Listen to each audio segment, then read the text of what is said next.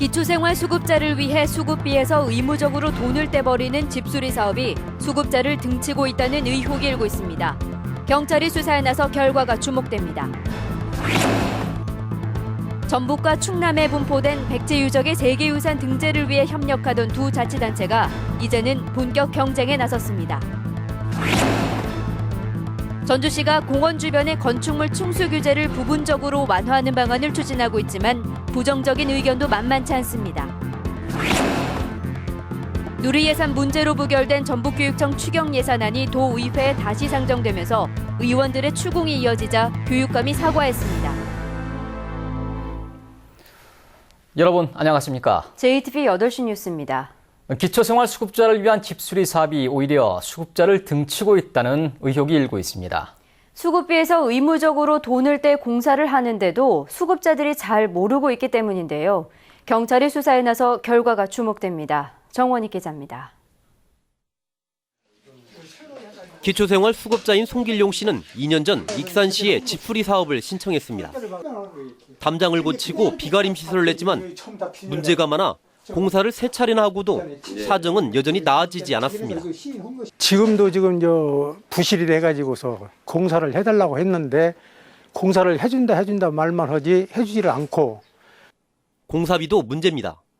시중가로 650원인 4인치 벽돌 한 장을 700원으로 부풀리고 시멘트는 모래가 섞여 강도가 약한 것을 썼습니다. 시멘트 역시 시중가보다 500원이 비쌉니다. 재공사 과정에서는 목수와 용접工등 5명인 근로자 수를 8명으로 늘려 인건비를 부풀렸습니다. 가정 형편이 어려운 수급자들의 집을 고쳐준다며 비싼 공사비와 부실 자재를 썼을 가능성이 제기되고 있는 대목입니다. 네, 수집하는 물가 정보도 있거든요. 거기에 주인한다고 보면 돼요. 근데 거기보다 좀 더 싼 것도 있고 비싼 것도 있고 그러죠. 집수리 사업은 자치단체가 기초생활 수급자의 수급비에서 매달 일정 금액을 떼 적립한 뒤 집을 고쳐주는 사업입니다. 익산시의 위탁을 받은 자활센터가 2000년부터 해마다 익산에서만 180여 가구씩 고쳐주고 있습니다. 수급자들은 대부분 의무적으로 돈을 뗀다는 사실을 알지 못해 공짜로 생각하다 조용히 넘어가는 경우가 적지 않을 것으로 추정됩니다. 몰라서 누가 일절 얘기 안 하니까 어떻게 알아? 일절 얘기 없어. 송 씨는 여러 차례 민원을 제기했지만 달라진 게 없자 결국 고소장을 냈습니다. 경찰이 송 씨의 고소 사실에 대해 본격 수사에 들어가 결과에 관심이 모아지고 있습니다. JTBC 뉴스 정원익입니다. 새정치연합 전북도당이 내년 총선을 앞두고 자체적으로 실시한 여론조사에서 지역구 연합군 가운데 10곳에서 다른 후보에게 뒤진 것으로 알려졌습니다. 새정치연합 전북도당은 지난달 전북의 11개 선거구에서 각각 500명씩 모두 5,500명을 대상으로 여론조사를 벌인 결과 새정치연합 후보들이 아직 당명도 없는 이른바 호남신당 후보에게 뒤진 것으로 전해졌습니다. 새정치연합 전북도당은 싸늘한 민심을 확인한 만큼 내년 총선에서 개혁을 추진할 계획입니다. 유네스코 세계유산으로 등재된 백제 유적은 전북과 충남에 나뉘어 분포되어 있습니다. 두 지역은 백제 유적의 가치를 더 높이겠다며 협력을 다짐했지만 경쟁도 본격화할 것으로 보입니다. 송창룡 기자가 보도합니다. 지난 4일 유네스코 세계유산에 등록된 백제 역사 유적지구는 모두 8곳입니다.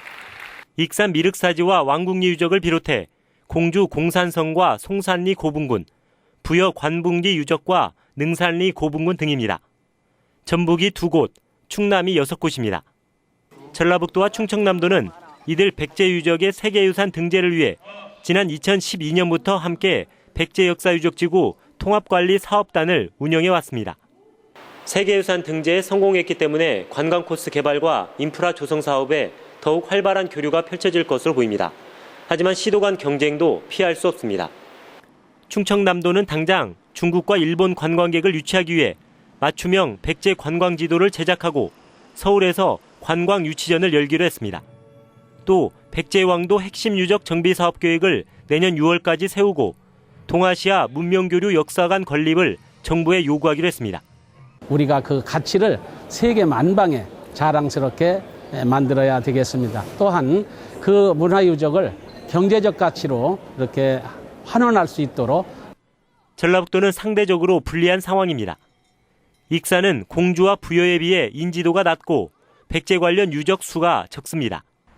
익산 미륵사지는 복원 중이고 왕궁 유적은 발굴 작업을 하고 있어 복원을 어느 정도 마친 공주와 부여에 비해 관광 상품과 코스 개발에 더 오랜 시간이 걸릴 수밖에 없습니다. 백제 당시의 자연적인 환경들이 잘 남아있기 때문에 도시화된 그들의 문화보다 더 관광적으로서 활성화될 수 있고 더욱 매력이 있다고 생각을 합니다. 세계유산 등재가 찬란한 익산 백제 문화를 재조명하고 활용할 수 있는 기회인 만큼 충남에 뒤처지지 않도록 체계적인 보존과 개발 방안이 뒤따라야 할 것으로 보입니다. JTB 뉴스 송창용입니다. 익산 백제 유적의 유네스코 세계유산 등재를 독일 현지에서 지켜본 전라북도 관계자들이 오늘 귀국했습니다. 송화진 도지사는 지난 2006년부터 10년 동안 노력해온 백제문화 부흥의 꿈이 이루어졌다며 앞으로 백제 유적을 체계적으로 관리해 세계적인 관광 명소로 만들겠다고 말했습니다. 박경철 익산시장은 익산이 백제 고도로서 인정받았다며 세계유산을 잘 보존하고 알리는 데 최선을 다하겠다고 밝혔습니다. 전주시가 공원 주변의 건축물 층수 규제를 부분적으로 완화하는 방안을 추진하고 있습니다. 이달 중순 최종 심의를 거쳐 결정되는데 부정적인 의견도 만만치 않습니다. 권대성 기자입니다. 공원의 경관 보호를 위해 이른바 최고 고도지구로 지정된 주택지역입니다. 건물을 12층 이하로만 지을 수 있습니다. 이처럼 전주의 8개 공원 주변 13곳은 건물 층수를 5층에서 12층 이하로 규제하고 있습니다. 대부분 지난 1997년부터 20년 가까이 규제를 받고 있습니다. 주민들은 재개발 사업의 무산 등으로 재산권 행사를 크게 제한받고 있다고 주장합니다. 고도 제한이 풀어져야 땅값이 올라갈 거 아닙니까, 전체는. 재개발을 하더라도 수익성이 안 나니까 고도 제한 때문에 수익성이 안 나니까 재개발을 안 할 거고.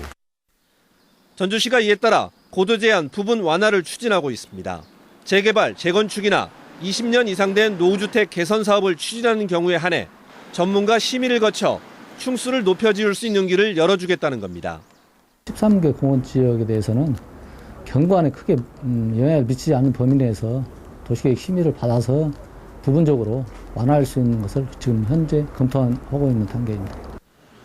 전주시의 고도 제한 완화 여부는 조만간 열리는 전주시 도시계획위원회 심의에서 최종 결정됩니다. 그러나 일부 위원들이 고층 건물 난립을 우려해 부정적인 의견을 보이고 있어 심의 과정에서 진통도 예상됩니다. JTB 뉴스 권대성입니다. 전북의 메르스 관리 대상자가 하루 전보다 1명 늘어난 5명으로 집계됐습니다.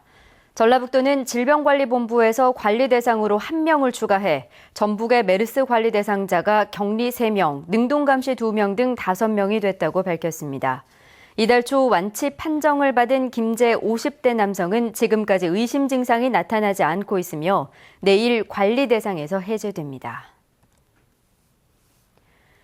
김제에서 무더기로 나타난 멸강나방의 애벌레 멸강충이 고창에서도 발견됐습니다. 고창군 농업기술센터는 지난 5일부터 고창군 상하면 등의 옥수수밭에서 멸강충 수만 마리가 발견돼 방제 작업을 하고 있다고 밝혔습니다. 이에 앞서 지난 2일에는 김제에서 멸강충 수십만 마리가 발견됐습니다. 전라북도는 중국에서 온 멸강충이 비에 취약해 장마철에 크게 줄고 살충제로 쉽게 방제할 수 있어 피해는 거의 없을 것이라고 주장했습니다. 누리예산 문제로 부결 처리된 전북교육청의 추경 예산안이 도의회에 다시 상정됐습니다. 이 자리에서 지역정치권을 무시하고 도민과의 소통이 부족하다는 의원들의 추궁이 이어졌고 교육감은 사과했습니다. 조창현 기자가 보도합니다. 어린이집 누리예산이 포함된 전북교육청의 추경 예산안이 전라북도 의회에 재상정됐습니다. 법정 전입금과 지방채 발행 문제로 갈등을 빚다 부결된 지 20일 만입니다. 도의회는 예산 심사에 앞서 누리예산 해결 과정에서 보여준 김승환 교육감의 행태를 강하게 비판했습니다. 정책 결정 결과 못지않게 중요한 것은 우리 도민들의 의견을 구하고 합의를 이끌어내는 절차와 과정일 것입니다. 그 의회와 함께 정책을 논의하고 만들어 나가야 한다는 것을 마음속에 새겨주시기를 부탁드리겠습니다. 도의회는 또 교육청 추경안을 철저히 심사하고 행정사무조사위원회를 구성해 수년간 교육청이 발주한 시설공사 과정에서 예산 낭비가 있었는지 파헤치기로 했습니다. 김승환 교육감은 도의회를 경시했다는 비판을 수용하고 지역 정치권에 공식 사과했습니다. 의회의 경시의 의식을 드러냈던 비판을 받았습니다. 저는 이러한 지적과 비판을 겸허히 수용합니다. 그리고 김광수 부장을 비롯한 의원님 여러분, 그리고 전국의 지역구를 둔 국회의원들께 송구스럽다는 말씀을 정중히 드립니다. 누리예산 해결 과정에서 갈등을 빚은 전라북도 의회와 전북교육청이 앞으로 어떤 관계를 보여줄지 관심이 모아지고 있습니다. JTB 뉴스 조창현입니다. 전북 연구개발특구가 오는 13일에 지정될 것으로 보입니다. 전라북도는 각 부처 간 협의가 사실상 마무리돼 13일에 열리는 연구개발특구위원회에서 전북 연구개발특구가 지정될 가능성이 높다고 밝혔습니다. 다만 미래창조과학부가 전주와 정읍, 완주를 아우르는 전북 연구개발특구의 면적이 너무 넓다며 축소를 권고해 완주 테크노밸리 2단계 부지와 정읍 첨단과학산업단지 2단계 부지 등이 제외될 수 있다고 덧붙였습니다. 오는 10월 새만금 수질 중간평가를 앞두고 해수유통을 주장하는 환경단체의 목소리가 커지고 있습니다. 지난달 전북녹색연합이 새만금 중간지점 수질이 6급수로 나빠졌다며 해수유통을 제한한 데 이어 전북환경연합은 모레 토론회를 열고 해수유통을 공개적으로 제한할 계획입니다. 그러나 전라북도는 해수유통을 할 경우 새만금 농업용수를 확보할 대안이 없고 최근 강수량이 부족해 일시적으로 수질이 나빠졌을 뿐이라고 맞서 새만금 해수유통을 둘러싼 논란이 커지고 있습니다.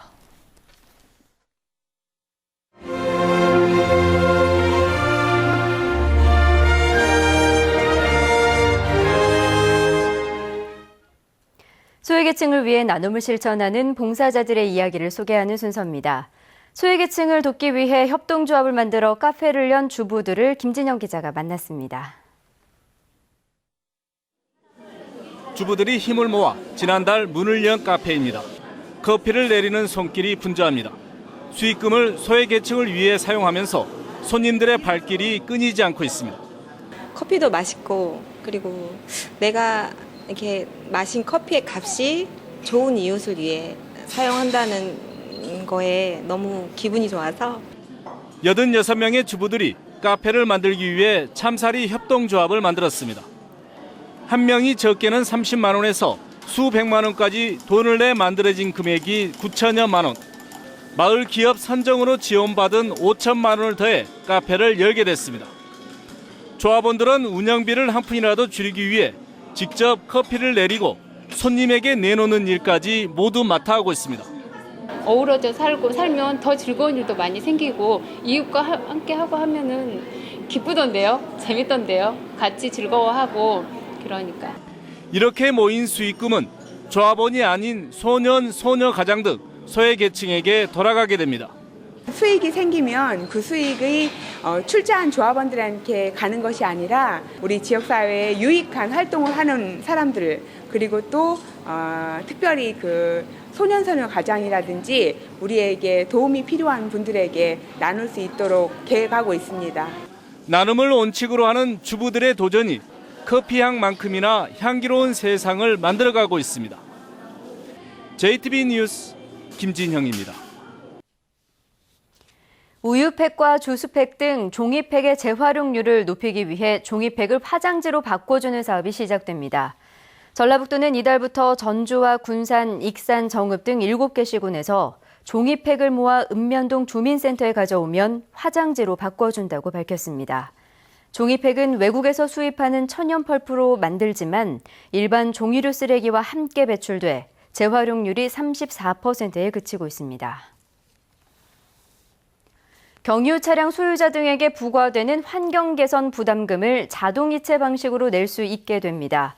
전주시는 이달부터 환경 개선 부담금을 금융기관 방문 없이 자동이체를 통해 낼 수 있고 현금 입출 금기와 인터넷 뱅킹도 가능하다고 밝혔습니다. 환경 개선 부담금은 1년에 2차례 부과되고 전주시가 올해 부과한 건수는 16만 1천여 건입니다. 군산항 원목 하역 요금 인상을 놓고 하역사와 목재업체의 갈등이 한 달이 넘도록 풀리지 않고 있습니다. 군산지방해양수산청은 하역사와 목재업체가 원목 하역 요금 인상폭을 놓고 이견을 보이면서 지난 4일 입항한 원목 수입선의 하역 작업이 이루어지지 않고 있다고 밝혔습니다. 전주지방법원 제2형사부는 운전 중인 택시기사를 폭행한 혐의 등으로 기소된 55살 전모 씨에게 징역 1년 6개월을 선고했습니다.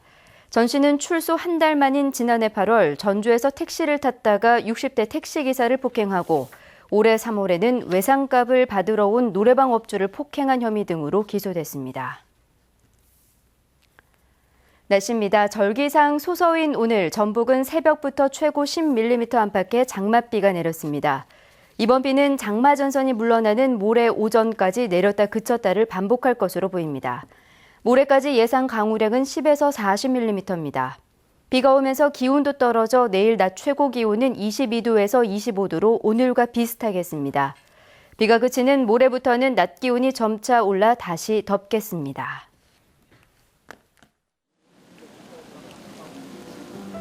방학이 있는 7월은 특히 가족 단위로 영화를 보는 관객이 많은 달입니다. 이 때문에 극장가에선 가족 관객을 잡기 위한 경쟁이 치열한데 정작 우리 영화는 찾아보기 어렵습니다. 최후원 기자가 보도합니다.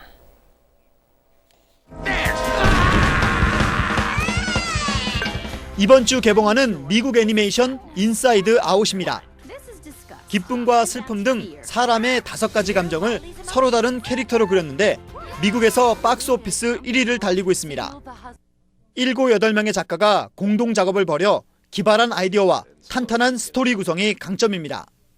경쟁작은 일본 영화 극장판 요괴워치입니다. 장난감으로 이미 한국 어린이들의 인기를 얻었던 만큼 영화 흥행도 자신하고 있습니다. 이에 반해 우리 가족 영화는 이달 말 개봉하는 그 녀석 만나겠다 2편, 한 편이 전부입니다. 국내 회사가 투자와 제작의 90% 이상을 맡았지만 원작은 일본의 공룡 동화입니다.